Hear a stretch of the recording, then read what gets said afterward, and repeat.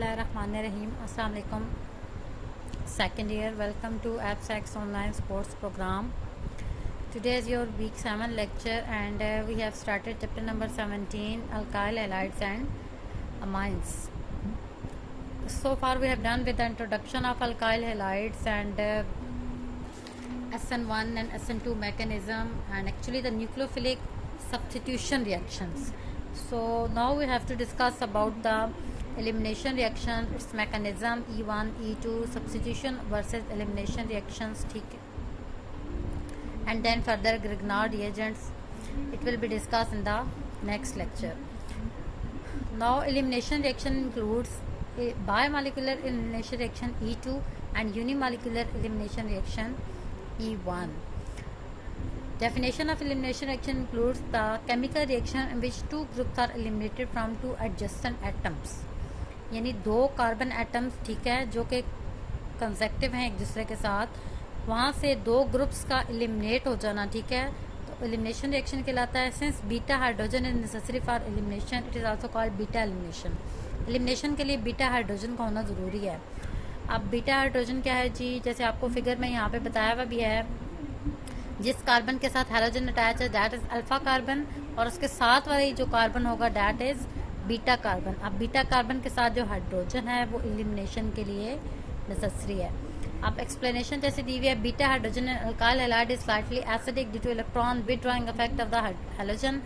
अब जैसे यहाँ पे रिएक्शन हो रहा है, पहले हैलोजन एलिमिनेट हो गया है, ठीक है, the attacking nucleophile can either attack. अब उसके बाद न्यूक्लियोफाइल आके जब अटैक करेगा, it can attack either from two sides to give a substitution product और beta hydrogen to give elimination reaction. ठीक, तो ये अल्फा कार्बन पे भी अटैक करके सब्स्टिट्यूशन प्रोडक्ट भी दे सकता है, यानी सब्स्टिट्यूट भी हो सकता है, और बीटा हाइड्रोजन के साथ रिएक्शन करके एलिमिनेशन रिएक्शन भी दे सकता है.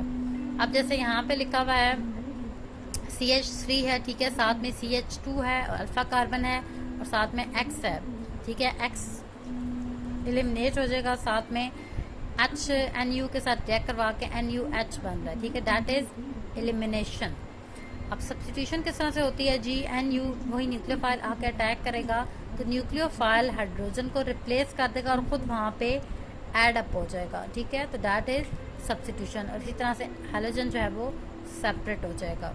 तो इस तरह से एलिमिनेशन होती है. अब इसके भी फर्दर आगे से दो मैकेनिज्म है, जैसे न्यूक्लियोफिलिक सब्स्टिट्यूशन रिएक्शन के पढ़े थे SN1 और SN2, और elimination reaction includes E1 mechanism and E2 mechanism. E1 mechanism है जी, it is unimolecular two step elimination reaction. Unimolecular है यानी मॉलिक्यूल एक इन्वॉल्व है लेकिन दो स्टेप्स में ये रिएक्शन हो रहा है. सो द एक्सप्लेनेशन इंक्लूड्स, आप जैसे यहाँ पे आपको दिया हुआ है, ठीक है, कोई भी हाइड्रोकार्बन की चेन हो सकती है, ठीक है, अल्फा और बीटा कार्बन इसमें मौजूद है. First step slow step reaction है, ठीक है, जिसमें हैलोजन जो है वो लिविंग ग्रुप यानी सेपरेट हो गया और बाकी आपके पास प्रोडक्ट बन गई है. अब उसके बाद सेकंड स्टेप रिएक्शन में कोई बेस आके रिएक्ट करेगी, ठीक है, ऐसी कार्बोनियम आयन के साथ, और ये फास्ट रिएक्शन होगा और बेस क्या करेगी, हाइड्रोजन को के साथ रिएक्ट करवा के BH बन जाएगा और साथ में आपके पास प्रोडक्ट बन जाएगी. ठीक, तो इस तरह से ये दो स्टेप में रिएक्शन होता है. क्या है जी, since only one molecule is undergoing a change in the rate determining step. अगर आप रेट डिटर्मिनिंग स्टेप देखो तो स्लो वाला स्टेप है और उसमें सिर्फ एक मॉलिक्यूल पार्टिसिपेट कर रहा है. So it is a unimolecular two step elimination reaction. अगर इसकी काइनेटिक एविडेंस देखें तो जैसे SN1 मैकेनिज्म में भी पढ़ा था, इसका रेट जस्ट डिपेंड करता है KRX पे, ठीक है. It follows first order kinetics in which rate of reaction depend only on the concentration of substrate, यानी जितना भी आपके पास सबस्ट्रेट है उसकी कंसंट्रेशन पे ये डिपेंड करेगा. E1 mechanism. अब नीचे आप लोगों को एग्जांपल के तौर पे रिएक्शन दिया हुआ भी है, जैसे presence of carbonium ion as an intermediate has been indicated by the presence of more than one kind of elimination product. A relatively less stable carbonium ion rearrange to give stable carbonium before giving elimination reaction. अच्छा जी, अब क्या कहा गया है कि जैसे आपको यहाँ पे रिएक्शन दिया हुआ है, फर्स्ट स्टेप स्लो स्टेप है, ब्रोमीन है, ठीक है, ब्रोमीन लिविंग ग्रुप के तौर पे एक्ट कर रहा है, ठीक है, ब्रोमीन सेपरेट हो जाएगा, आपके पास कार्बोनियम आयन बन गया है. ठीक, कार्बोनियम आयन फिर फर्दर उसके बेस के साथ जब रिएक्ट करेगा तो आपके पास बेस के साथ हाइड्रोजन आके अटैच हो जाएगा और बाकी आपके पास प्रोडक्ट बन जाएंगे. ठीक, एग्जाम्पल लेके इन्होंने कोट कर दिया। उसके बाद है जी E2 mechanism, it is a bimolecular one step elimination reaction. अब इसमें 2 मॉलिक्यूल्स इन्वॉल्व हैं, लेकिन ये एक स्टेप में रिएक्शन हो जाता है, क्योंकि एक स्टेप में हो रहा है तो वही एक्चुअली इसका रेट डिटर्मिनिंग स्टेप है, और 2 मॉलिक्यूल्स इन्वॉल्व हैं तो इसलिए इसे बायोमोलिकुलर कह रहे हैं। एक्सप्लेनेशन है जी, जैसे यहाँ पे एग्जांपल आपको दी हुई है, ठीक है, एक ही रिएक्शन है जिसमें RCH और H और साथ में CH2X है और B आके रिएक्ट कर रहा है इसके साथ, तो आपके पास प्रोडक्ट बन रही है BH+ और साथ में RCH डबल बॉन्ड CH2 और साथ में X-, यानी एक ही स्टेप में दोनों तरह के रिएक्शन हो रहे हैं। The attacking base removes the proton from the beta carbon simultaneously with the formation of double bond, यानी डबल बॉन्ड भी बन रहा है, साथ में रिमूवल भी हो रहा है, ठीक है, हाइड्रोजन का C alpha and C beta and the loss of halide ion, ठीक है। रिएक्शन जैसे आप लोग को यहाँ दिया हुआ है, this is the rate determining because bond breaking and bond making process are taking place simultaneously. इसकी काइनेटिक एविडेंस देखें तो since 2 molecules are undergoing a change in transition state, क्योंकि 2 मॉलिक्यूल्स इन्वॉल्व हैं, it is a bimolecular one step elimination reaction, thus E2 is a one step process in which both the substrate and the base participate. Observe rate law, अगर इसका आप rate law देखो तो KRX के भी, ठीक है, इस पर भी डिपेंड कर रहा है, और साथ में जो भी आपके पास यानी बेस यानी न्यूक्लियोफाइल होगा वो भी। The rate of E2 reaction depends on the concentration of substrate and the base, for example for the reaction, यानी दोनों चीज़ों पे डिपेंड करता है, नीचे एग्जाम्पल के साथ कोट कर दिया है। अब ये इंपॉर्टेंट है जी, सब्स्टिट्यूशन वर्सेज एलिमिनेशन रिएक्शन, यानी दोनों तरह के रिएक्शन हो रहे हैं, ठीक है, सब्स्टिट्यूशन भी हो रही है, एलिमिनेशन भी हो रही है, तो किस तरह के रिएक्शन हो सब्स्टिट्यूशन फेवर करती है, किस तरह के रिएक्शन को एलिमिनेशन फेवर करती है, ठीक है, तो क्या इनकी परसेंटेज है, ये सब डिस्कस करना है। The following factors help to compare these two paths, ठीक है, दोनों के लिए कुछ कंडीशंस हैं। सबसे पहले है जी स्ट्रक्चर ऑफ सबस्ट्रेट, यानी जो आपके पास सबस्ट्रेट है उसका स्ट्रक्चर क्या है। Crowding with in the substrate favours elimination, यानी अगर जो सबस्ट्रेट है आपके पास, ठीक है, ब्रांच फॉर्म में क्राउडेड है, ठीक है, तो उस तरह के रिएक्शन में एलिमिनेशन ज़्यादा फेवर करेगी बजाय सब्स्टिट्यूशन के। जैसे यहाँ पे एग्जांपल आप लोगों को दी हुई है, यहाँ पे आप लोग करेक्शन भी कर लो। फर्स्ट जो रिएक्शन दिया हुआ है CH3 CH2X आता है, साथ मैंने मेंशन किया हुआ है, प्लस C2H5ONA, ठीक है, इसके साथ रिएक्ट कर रहा है तो आपके पास प्रोडक्ट बन रही है CH3 CH2O C2H5, यानी 88% सब्स्टिट्यूशन हो रही है इसमें।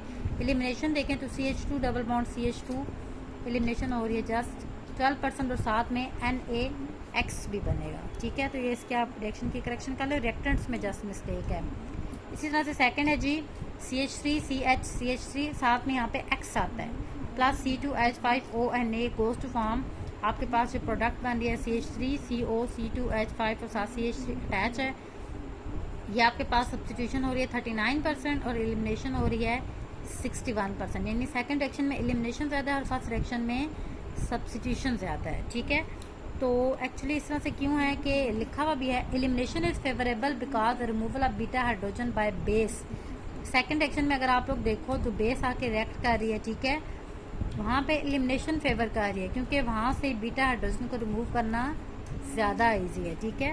फर्स्ट वाले रिएक्शन में जो है बीटा हाइड्रोजन ऐसा अवेलेबल नहीं है, तो जैसे फर्स्ट में स्टार्ट में डिस्कस किया गया था कि एलिमिनेशन के लिए बीटा हाइड्रोजन का होना ज़रूरी है।